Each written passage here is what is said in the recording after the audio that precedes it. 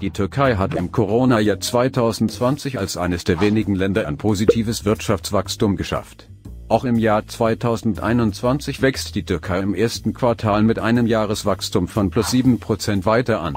Der Vergleichswert für Deutschland zeigt hier ein Schrumpfen von -3,1%. Gegenüber dem Vorquartal stieg das türkische BIP um +1,7%, was in Deutschland wiederum ein Schrumpfen von -1,8% beträgt. Die türkische Regierung scheint alle Corona-Maßnahmen und finanziellen Corona-Hilfen bisher richtig dosiert zu haben. Welche Strategie die Türkei seit Jahren in der Wirtschaft fährt, das schauen wir in diesem Video genauer an. Die türkische Regierung besteht aus Wirtschaftswissenschaftlern, welche die Strategie genauestens geplant haben. Es wird seit 2013 gesagt, dass die Türkei ein wirtschaftliches Problem habe. Schauen wir, ob das zutrifft. Wichtig zu wissen ist, dass die Türkei keine Schulden mehr beim IWF hat. Die Staatsschulden der Türkei sind mit 40% weniger als die meisten europäischen Länder. Das kaufkraftbereinigte BIP pro Kopf der Türkei war praktisch zu jedem Jahresabschluss positiv ausgefallen.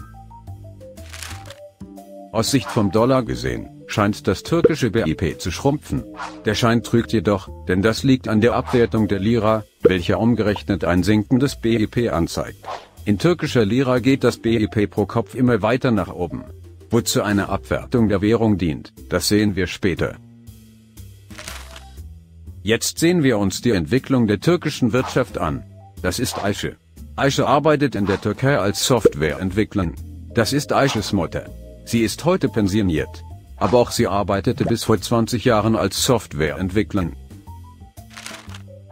Ayşes Mutter bekam im Jahr 2000 einen Lohn von 300 Millionen Lira. Umgerechnet waren das etwa 700 Euro pro Monat, was damals ein guter Lohn für türkische Verhältnisse war.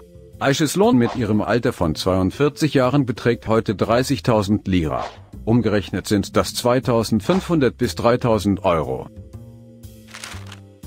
Also verdienen Türken heute rund 4-mal mehr als noch vor 20 Jahren.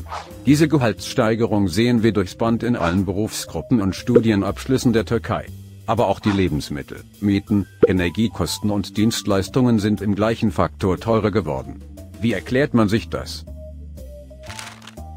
Das liegt am jährlichen BIP-Wachstum in der Türkei. Aber wie passt das zusammen, wenn gleichzeitig eine hohe Inflation herrscht und die Lira immer schwächer wird? Warum das so sein muss, das sehen wir im zweiten Teil dieses Videos.